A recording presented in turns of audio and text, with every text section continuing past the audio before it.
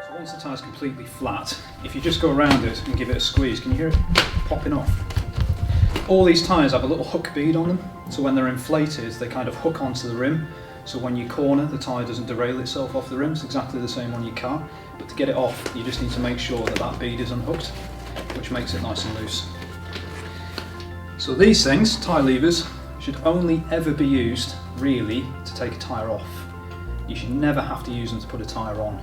So how these normally work is you've got these little tabs at the bottom, most of these levers have them on. If you just hook that under there and lock it onto the spoke, that's what that little tab's for, to kind of get it started. And then with the second lever you can just go around and unhook the rest of the tyre until it's loose enough that you don't need that. There we go. You don't have to take the whole tyre off, you just need to get the inner tube out, so don't worry about taking it off. It'll save you a lot of work just to leave half of it on. So you see this has been repaired a million times because I've stamped it a million times. So once the tube is out, just put it to one side. The first thing you must do is check the tyre. Run your fingers round, or get somebody you don't like very much to run their fingers round, and try and find what's stuck in it. If you can't feel anything there, nothing sharp, have a good look on the outside of the tyre, because often you'll get bits of glass that stick in the tyre but only poke through when you're riding it. So when it goes up against the ground it kind of gets pushed into the inner tube and then it retracts back into the rubber.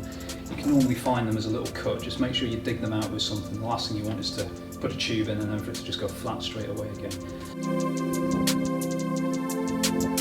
So if you inflate the tube with whatever you happen to have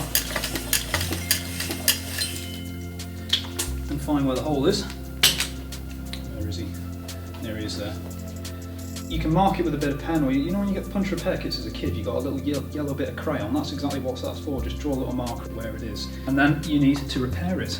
You can either use a traditional puncture repair kit, like these things here, with the patches and whatnot, that you basically apply the glue and things like that, let it set and apply the patch. They're the best thing. They're a permanent repair. There's a chemical reaction between the patch and the rubber that makes it permanent, so you can repair the tube 3 or 4 times before you need to bin it. If you're really, really lazy, which let's face it, I am, you can use these super patch kits, which are great.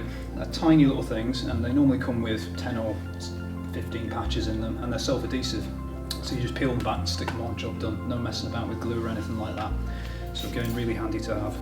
You know, it's just like a little rubber plaster if you like.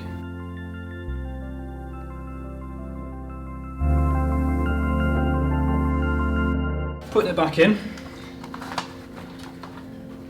If you start with the valve, put that back in like that, and because I've left half the tyre on, all I've got to do then is just go around and just shimmy it in like that.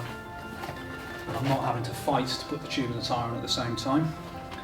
And then if you go around and just make sure the inner tube is sitting on the rim itself, you don't want the tube to be like that, just there. So when you put the tyre on, it pinches the tube against the rim.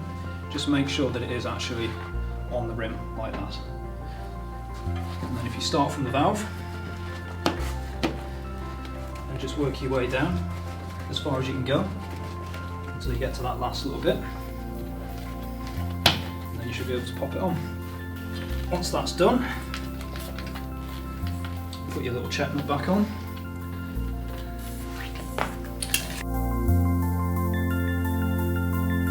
So when you inflate it, just go steady.